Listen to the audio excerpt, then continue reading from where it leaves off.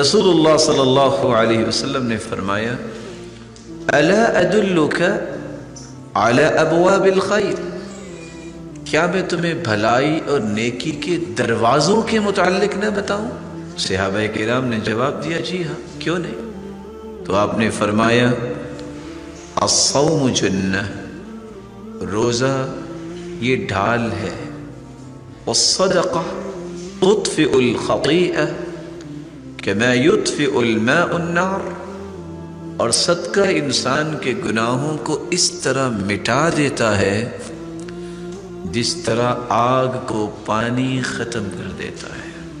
وصلاة الرجل فی جوف اللیل، رات کی تاریکی میں نماز پڑھنا۔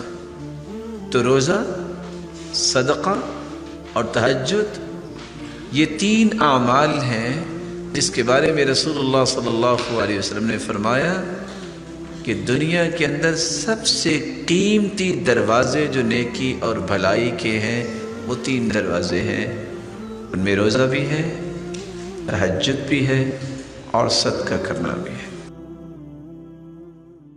اللهم تقبل منا صيامنا في رمضان وركوعنا وسجودنا وتلاوتنا